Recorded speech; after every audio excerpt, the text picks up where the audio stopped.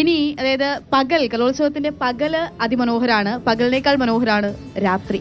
കാരണം അക്ഷരാർത്ഥത്തിൽ അത് കാണേണ്ട ഒരു കാഴ്ചയാണെന്ന് തന്നെ പറയാൻ കേട്ടോ. കാരണം നാട്ടിലൊരു ഉത്സവപ്പറമ്പിൽ നിൽക്കുന്ന ഫീലാണ്. കാരണം ഇവൻ ചെറിയൊരു ഉത്സവപ്പറമ്പ് നിൽക്കുന്ന ഫീലൊന്നല്ല, ഇവിടെ തേക്കിങ്ങാട് മൈതാനിയിൽ കൂടിയാകുമ്പോൾ ഇതൊരു പൂരപ്പറമ്പിൽ നിൽക്കുന്ന ഫീലുണ്ട്. അത്രമാത്രം ആളുകളുണ്ട്. അതിനപ്പുറത്തേക്ക് ആദ്യഘട്ട ദിവസം നമ്മൾ പറഞ്ഞു 2 മണിക്കാണ് മത്സരം കഴിയുന്നത്. ഇന്നലെയൊക്കെ പിന്നെയും നേരത്തെ കഴിഞ്ഞു, അത്ര കാലതാമസം ഉണ്ടായില്ല എന്നുള്ളതാണ്. പക്ഷേ എങ്കിൽ പോലും രാത്രിയും പകലും ഒരുപോലെ സജീവമാണ് കലോത്സവ വേദി എന്നുള്ളതാണ്. അപ്പോൾ രാത്രി കാഴ്ചകളിലേക്ക് പോയാലോ, ഒന്ന് കണ്ടിട്ട് വരാം.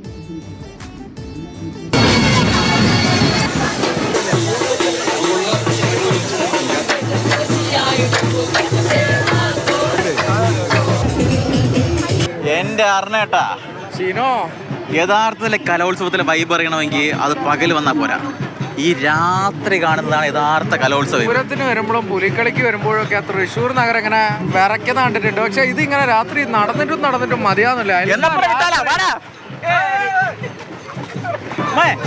എങ്ങനെയുണ്ട് രാത്രിയുള്ള കലോത്സവം? എങ്ങനെയുണ്ട് വൈബ്? സൂപ്പറായിട്ട്. അതല്ലേ ഞങ്ങളൊക്കെ കണ്ടു. എല്ലാം കണ്ടു. ഈ വരിയിലെല്ലാം കണ്ടു. നമ്മുടെ തൃശ്ശൂരല്ലേ, ഒരു പൂരമാണല്ലേ മൊത്തത്തില്. തൃശ്ശൂർ പൂരത്തിന്റെ കണക്കാന്നെ, തൃശ്ശൂർ പൂരത്തിന്റെ കഥയെ കണക്കാന്നെ ആവേശത്തോടു കൂടിയാണല്ലോ ഇപ്പൊ പരിപാടി ഇവിടെ നടന്നുകൊണ്ടിരിക്കുന്നത്.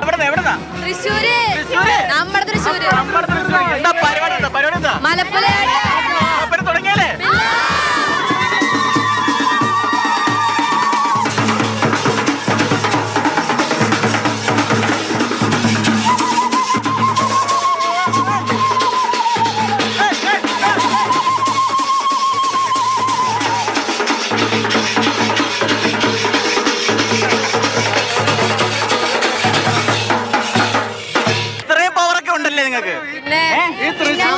മുഴുവൻ തുള്ളി എന്തോരം എനർജിയാ ഇത്. മലപ്പുലയാട്ടം എന്നാണ് ഇതിനെ പറയുന്നത്.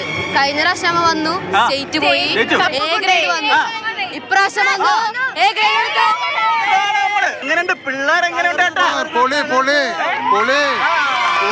നമ്മുടെ തൃശ്ശൂർക്കാരുള്ളവര് നമ്മുടെ മക്കളെന്ന് പറയാ.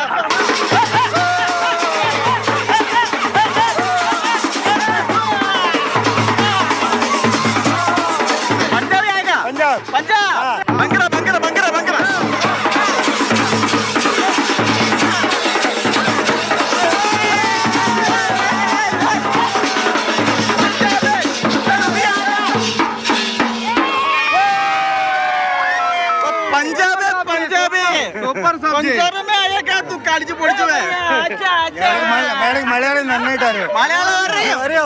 എങ്ങനെ ഉണ്ട് കലോത്സവം? അടിപൊളി. ഇങ്ങനെ പെരുത്ത് കയറി വരികയാണ്. ഉറക്കമില്ലാത്ത രാത്രികളാണ് തൃശ്ശൂരിന്. 5-6 ദിവസമായി തൃശ്ശൂരെ ഉറങ്ങിയിട്ട് നമ്മളും ഉറങ്ങിയിട്ടില്ല. ഇങ്ങനെ പെരുവരിലേക്ക് ആവേശം പെരുത്തുകയാണ്. സമയം 10 മണി. ആ 10 മണിക്കും തേക്കിൻകാട് മൈതാനത്തോട് ജനം ഇങ്ങനെ ചുറ്റിക്കൊണ്ടേ ഇരിക്കുകയാണ്. തൃശ്ശൂരിൽ നിന്ന് ഉറക്കമില്ലാത്ത രാത്രികൾക്കൊപ്പം നമ്മൾ രാത്രിയായാലും പകലായാലും ഇവിടെ തന്നെ ഉണ്ട്, എവിടേക്കും പോകുന്നില്ല. ക്യാമറമാൻ പ്രേം ശശിക്കൊപ്പം ഷിനോ ജസ്റ്റിയും അരുൺ അമൃതനാഥും.